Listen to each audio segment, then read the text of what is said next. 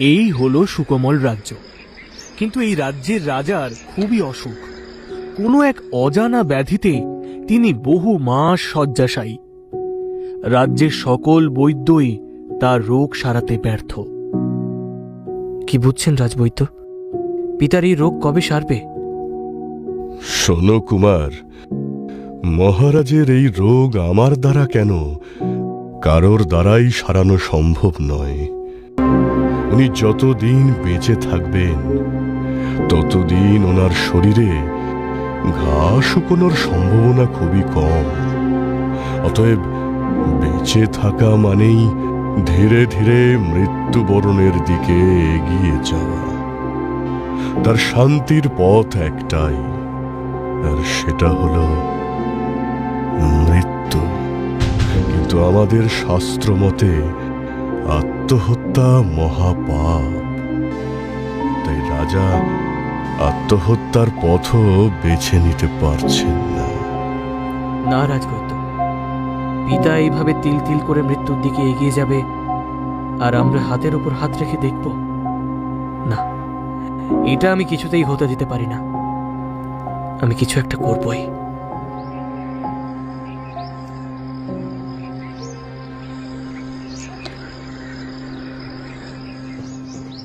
সারা রাজ্যে ঢেঁড়া পিটিয়ে দেওয়া হলো। যিনি রাজার এই রোগ ভালো করতে পারবেন তাকে অর্ধেক রাজ্য দিয়ে দেওয়া হবে। কিন্তু রাজ্য দেওয়ার কথা ঘোষণা করলেও কেউ এই ঢেঁড়ার কথা শুনে রাজপুরীতে এলো না। দেখতে দেখতে 1 বছর কেটে গেল। মহারাজের অবস্থার বিন্দু মাত্র উন্নতি হয়নি।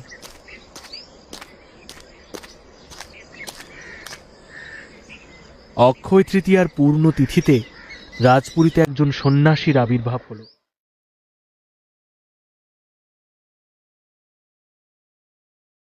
রাজার রোগ সারবে, তবে রত্নদ্বীপ থেকে পলাশ মানিক আনতে হবে। পলাশ মানিক শুধুমাত্র রত্নদ্বীপেই পাওয়া যায়। তার সাথে সাথে আনতে হবে কনকলতার শেকড়ও। এটিও পাওয়া যাবে রত্নদ্বীপেই।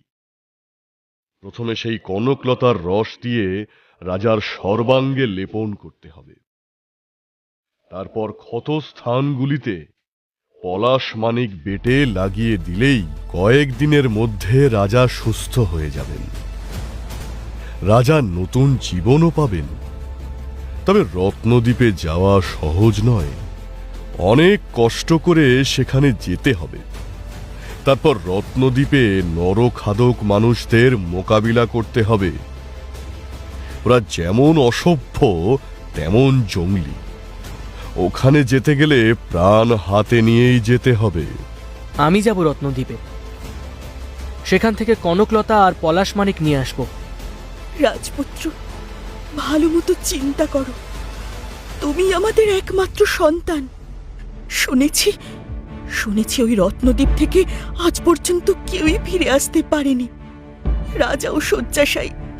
তারপর তুমিও যদি ফিরে না আসো তবে এই রাজ্য রাজাহীন হয়ে যাবে। আমি সিদ্ধান্ত নিয়ে নিয়েছিলাম, রত্নদ্বীপে আমি যাবই। আমি কথা দিচ্ছি 6 মাসের মধ্যে ফিরে আসব। বাবার এই কষ্ট আমি আর সহ্য করতে পারছি না। অতএব আমি রত্নদ্বীপে যাবই। আমায় আশীর্বাদ করো মা। বিজয়ী হয়ে ফিরে এসো পুত্র, ফিরে এসো।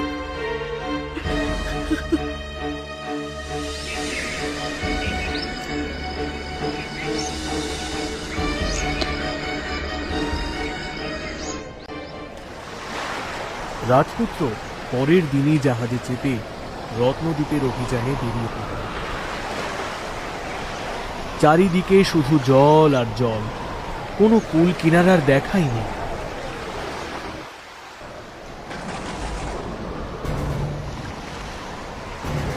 হঠাৎ প্রকৃতি এই অশান্ত রূপ কেন নিল?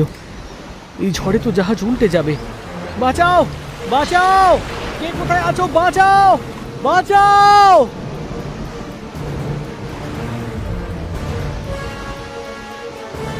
জাহাজের বাকি লোকেরা কে যে কোথায় গেল তার কোনো হদিশ পাওয়া গেল না। রাজপুত্র কোনো মতে সাঁতরে উঠলেন ভারত নগরী।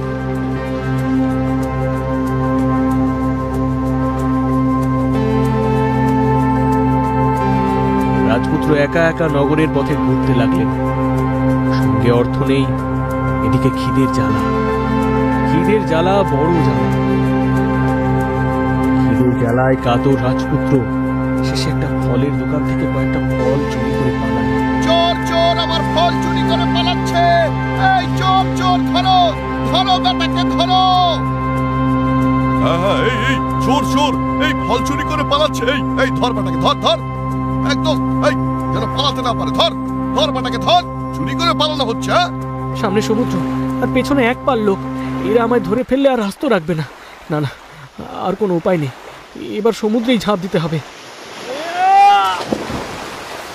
রাজপুত্র সাঁতরে কিছু দূর এগোনোর পর একটা পালতোলা জাহাজ দেখতে পেল। জাহাজে বসেছিল এক বিদেশি, তার নাম ঘুঙরু। রাজপুত্রকে দেখা মাত্রই ছোড়া হাতে তার দিকে এগিয়ে গেল সে। তুমি আমাকে মেরো না, তুমি আমাকে যা বলবে আমি তাই কাজ করতে রাজি আছি, শুধু মেরো না। তুমি আমাদের সঙ্গে থাকলে তোমাকে ঝিনুক থেকে মুক্ত বের করার কাজ করতে হবে। এর বিনিময়ে আমরা তোমাকে কিছু মুক্ত, কিছু খাবার দেব। আমরা 2 মাস বিভিন্ন দ্বীপে ঘুরে সেখান থেকে মুক্ত সংগ্রহ করব। রাজি থাকলে বলো, না হলে তোমাকে এখানেই টুকরো টুকরো করে হাঙরদের খাইয়ে দেব। না না, আমি রাজি, আমি আমি আমি রাজি। আচ্ছা বেশ, শোনো, আমার নাম ঘুঙরু।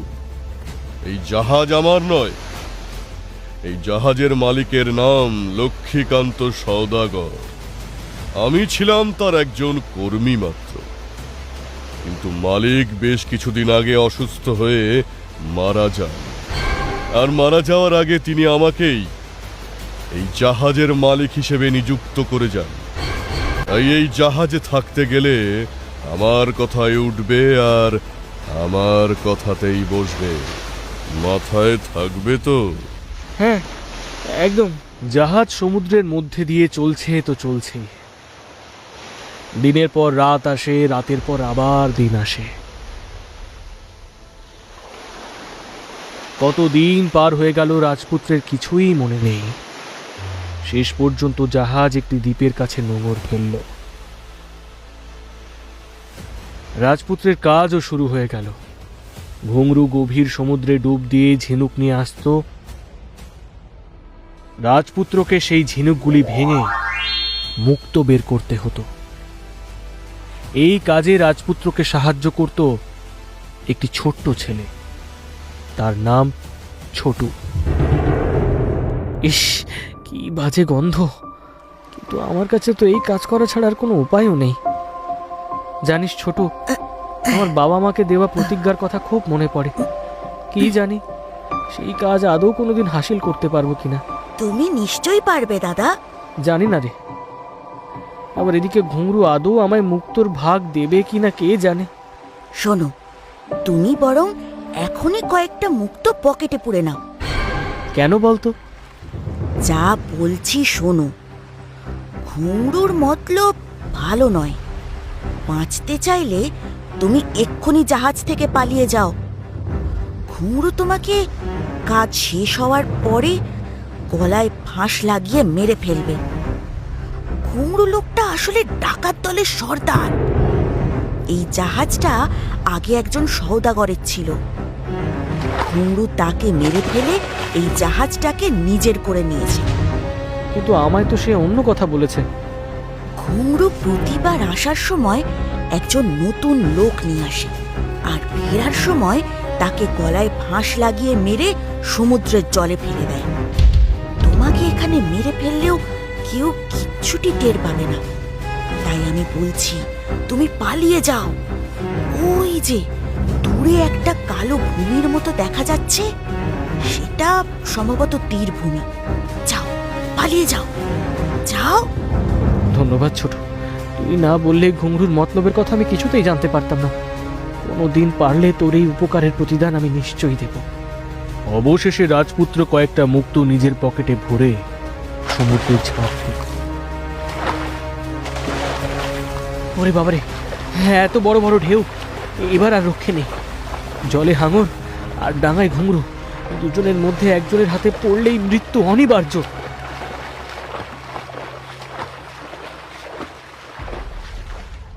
রাজপুত্রের জ্ঞান ফিরতেই সে দেখল তিনটে আদিবাসী লোক তার থেকে কিছুটা দূরে দাঁড়িয়ে রয়েছে। সেই লোকগুলির মুখে নানান চিত্র আঁকা, প্রত্যেকের হাতেই একটা করে ঢাল আর বর্ষা। রাজপুত্রের শরীরে যতটুকু শক্তি ছিল সবটুকু দিয়ে জল বলে চিৎকার করেই আবার সে অজ্ঞান হয়ে গেল। জল! যখন তার জ্ঞান ফিরল তখন সে বুঝতে পারল কেউ তার মুখে জল ঢেলে দিচ্ছে। রাজপুত্র সেখানে জল পান করার পরেই তাকে ওরা নিয়ে চলল ওদের সর্দারের কাছে।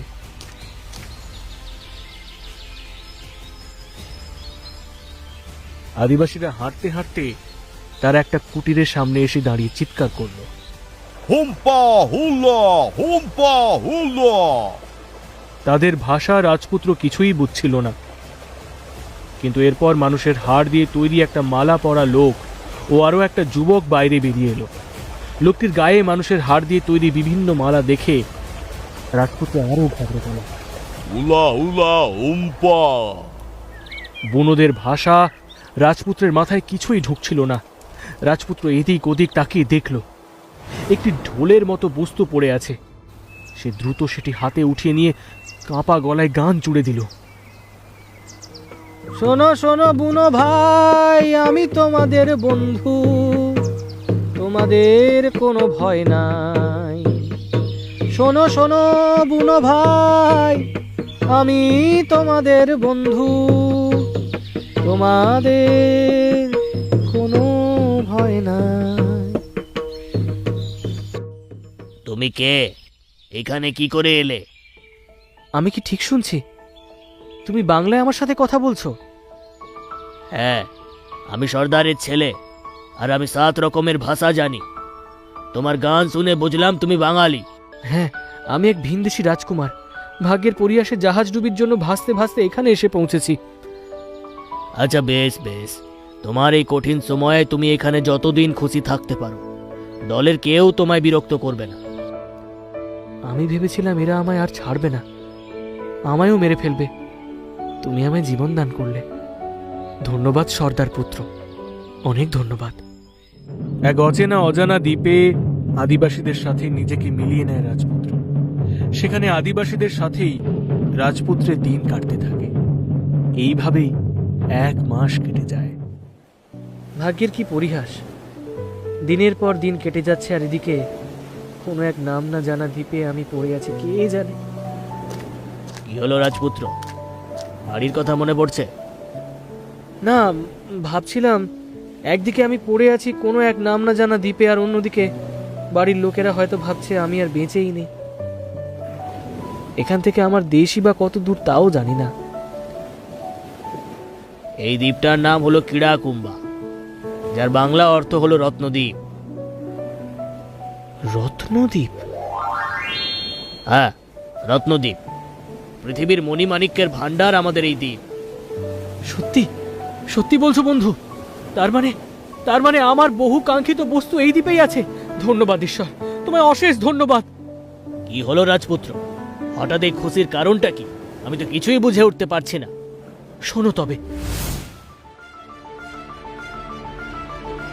কি বুঝছেন রাজবৈদ্য? পিতার এই রোগ কবে সারবে? শোনো কুমার, মহারাজের এই রোগ আমার দ্বারা কেন, কারোর দ্বারাই সারানো সম্ভব নয়। বেঁচে থাকা মানেই ধীরে ধীরে মৃত্যুবরণের দিকে এগিয়ে যাওয়া। রাজার রোগ সারবে, তবে রত্নদ্বীপ থেকে পলাশমানিক আনতে হবে। তার সাথে সাথে আনতে হবে কনকলতার শেকড়। প্রথমে সেই কনকলতার রস দিয়ে রাজার সর্বাঙ্গে লেপন করতে হবে। তারপর ক্ষত স্থানগুলিতে পলাশমানিক বেটে লাগিয়ে দিলেই কয়েকদিনের মধ্যে রাজা সুস্থ হয়ে যাবেন। তবে রত্নদ্বীপে যাওয়া সহজ নয়, অনেক কষ্ট করে সেখানে যেতে হবে। আমি যাব রত্নদ্বীপে, সেখান থেকে কনকলতা আর পলাশমানিক নিয়ে আসবো। রাজপুত্র, শুনেছি শুনেছি ওই রত্নদ্বীপ থেকে আজ পর্যন্ত কেউই ফিরে আসতে পারেনি। আমি কথা দিচ্ছি 6 মাসের মধ্যে ফিরে আসবই। বাবার এই কষ্ট আমি আর সহ্য করতে পারছি না, অতএব আমি রত্নদ্বীপে যাবই। আচ্ছা বন্ধু, তুমি আমায় বলতে পারো কনকলতার শেকড় আমি কোথায় পাবো?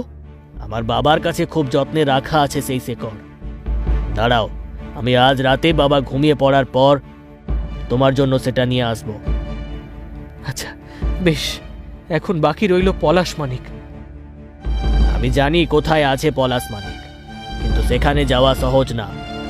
সেখানে রয়েছে একটা বিশাল বড় এবং বিষাক্ত সাপ। সেখানে গেলে কেউ এই সাপের কবল থেকে ফিরে আসতে পারে না। দ্বীপের দক্ষিণ বরাবর জঙ্গলে তুমি লাল লাল ফুলের মতো দেখতে পলাশ মানিক পাবে, কিন্তু খবরদার, একা একা ওখানে যাওয়ার কথা মাথাতেও এনো না। তুমি তুমি যাবে আমার সাথে? হ্যাঁ, যাব, কিন্তু আমি সাথে নেব আমাদের সবচেয়ে বিষাক্ত তরবারি। যদি সেই সাপ আক্রমণ করে তাহলে যেন এক কোপেই তাকে শেষ করে দিতে পারে। তোমার অশেষ ধন্যবাদ বন্ধু। তাহলে কালকেই আমরা পলাশ মানিকের অভিযানে বেরোবো। একদম।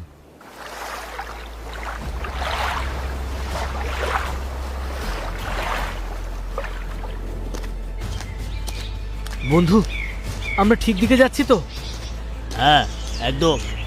এই সেই পলাশ মানিকের জঙ্গল। ওই যে বন্ধু, ওই দেখো তোমার সাথের পলাশ মানিক। এই তো এই তো, এটার জন্যই তো আমার এই রত্নদ্বীপ অভিযান। আজ আমার অভিযান সার্থক। দাঁড়াও, আমি এক্ষুনি কয়েকটা নিয়ে আসছি।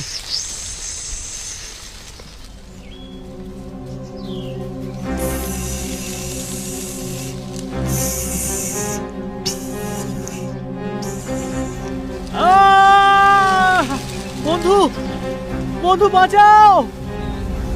বন্ধু, তুমি ভয় পেও না, আমি এক্ষুনি ওর মজা দেখাচ্ছি।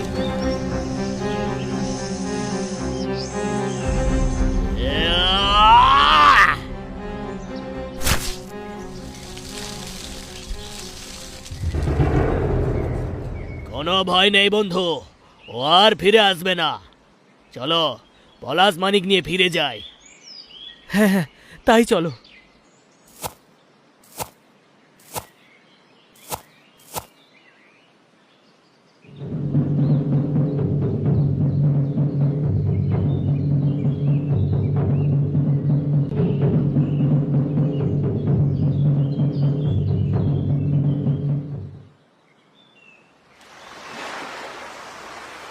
কিছুদিন পর হঠাৎ এক রাতে ঘুঙরুর জাহাজ নোঙর ফেলে রত্নদ্বীপে।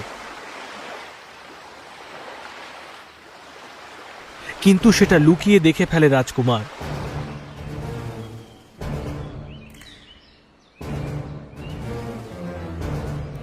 বন্ধু, সর্বনাশ হয়ে গেছে। কি হয়েছে বন্ধু? ঘুংরু নামক এক শয়তান নোঙর ফেলেছে রত্নদ্বীপে। সে কে? সে এক শয়তান দস্যু। আগে জাহাজের কর্মী ছিল, পরে জাহাজের মালিককে হত্যা করে জাহাজটাকে নিজের করে নেয়। সে কি বলছো? হ্যাঁ, রত্নদ্বীপের ভারী বিপদ। এক্ষুনি আমাদের কিছু একটা করতে হবে। আমি এক্ষুনি বাবার সাথে কথা বলছি। সর্দারের সঙ্গে পরামর্শ করে রাজপুত্র ঘুঙরুর জাহাজে আক্রমণ করল।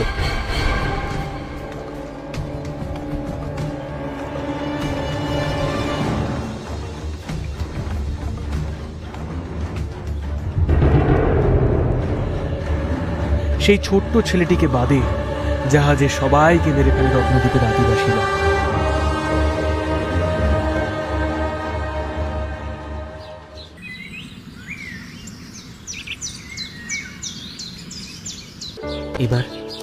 এবার বিদায় দাও বন্ধু। পলাশ মানিক আর কনকলতা নিয়ে আমি দেশে ফিরে যাই। তুমি কি এই জাহাজেই? হ্যাঁ বন্ধু, আর ছোট তো আছে আমার সাথে। ছোটকে আমি আমার রাজ্যে সসম্মানে রাখবো। আচ্ছা বন্ধু, আবার কোনো না কোনো দিন দেখা হবে। রত্নদ্বীপ অভিযান সম্পূর্ণ করে রাজপুত্র ফিরে এলেন নিজের দেশে।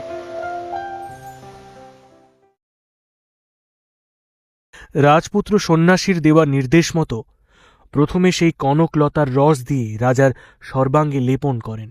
কয়েকদিনের মধ্যে রাজা ভালো হয়ে উঠলেন।